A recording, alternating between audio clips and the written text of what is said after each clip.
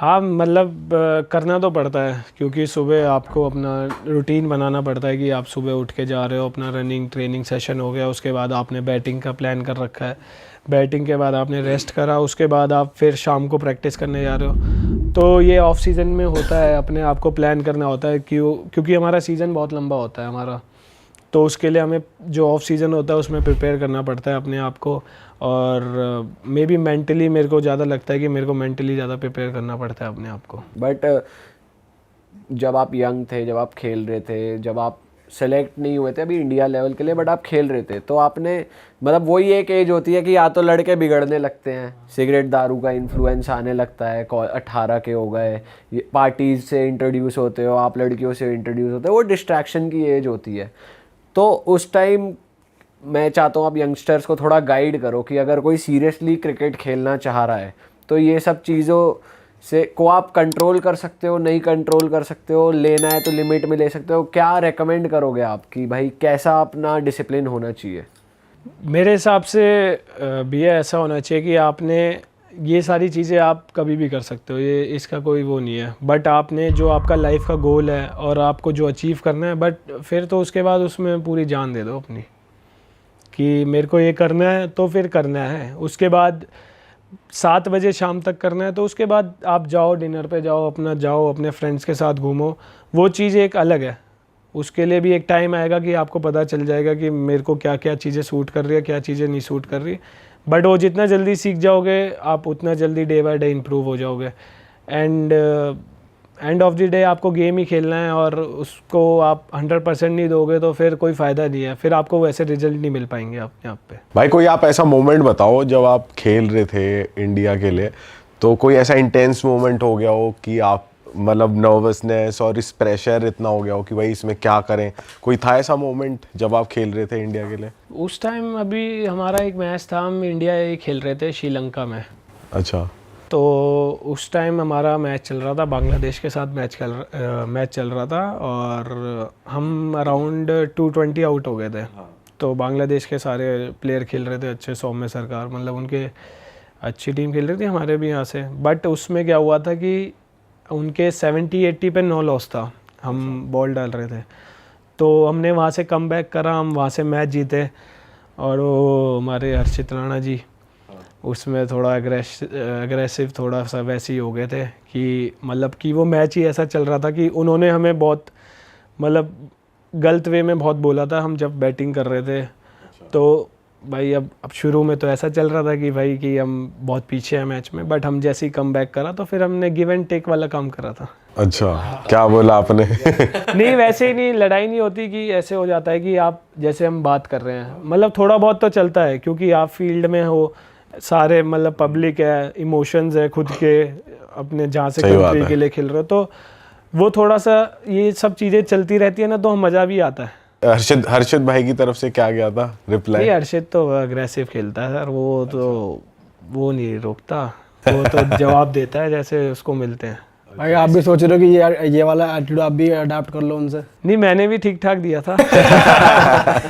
भाई पता है ऑफ क्या, पता है जो हम टीवी पे देखते हैं ना, कुछ स्लेजिंग अगर होती है तो ऑडियंस ये सोचती है यार इनकी क्या बात हो रही है, मुझे पता नहीं चल पा रहा, तो हमेशा ये रहती है क्यूरियोसिटी। तो उस मैच में क्या हुआ थोड़ा बताओ ना, अगर कुछ आप बता सकते हो। कुछ नहीं, हमारे जैसे हमारे वर्ड्स एक्सचेंज हुए थे प्लेयर्स के साथ, किस तरीके से स्लेजिंग हुई थी, क्या लड़ाई हुई थी, क्या हुआ था? कुछ नहीं, हमारे ना थोड़ा कोलैप्स हो गया था, जैसे ऊपर से अभिषेक शर्मा और साइस मतलब हमारे 4-5 आउट हो गए थे।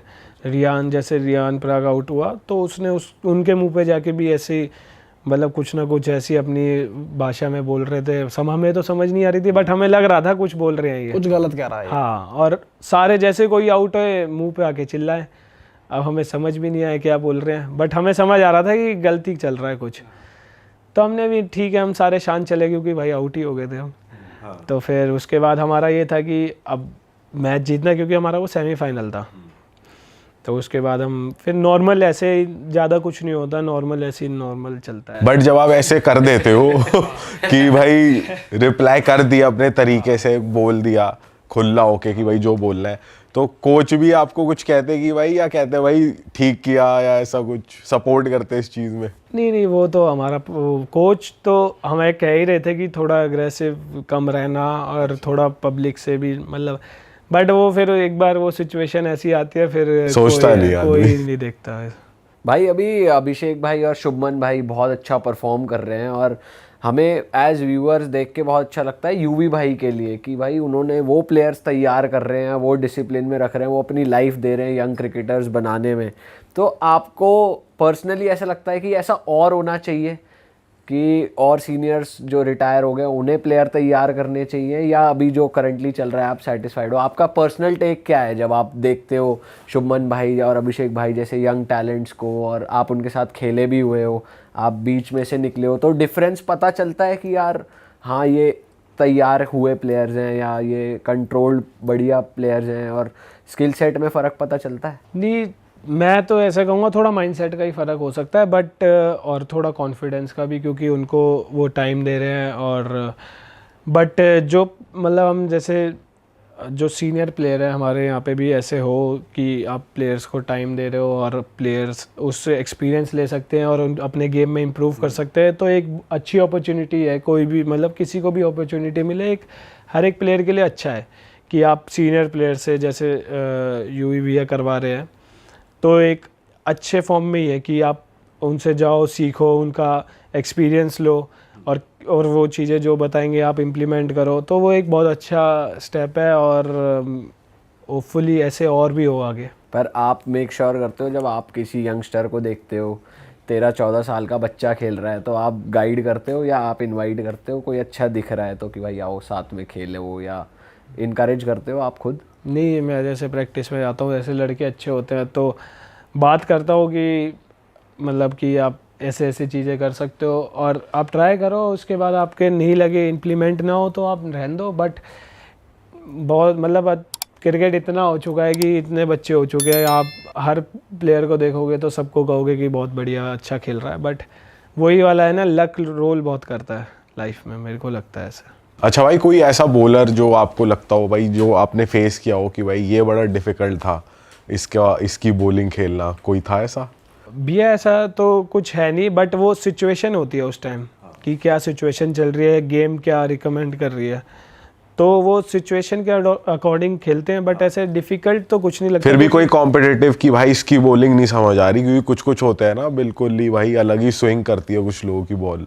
मतलब ऐसा कभी तो हुआ नहीं है, बट वही है कि सिचुएशन के अकॉर्डिंग हो सकता है कि सिचुएशन उस टाइम क्या डिमांड कर रही है और क्या कर सकते हैं। यश भाई कह रहे मेरा आगे कोई नहीं है।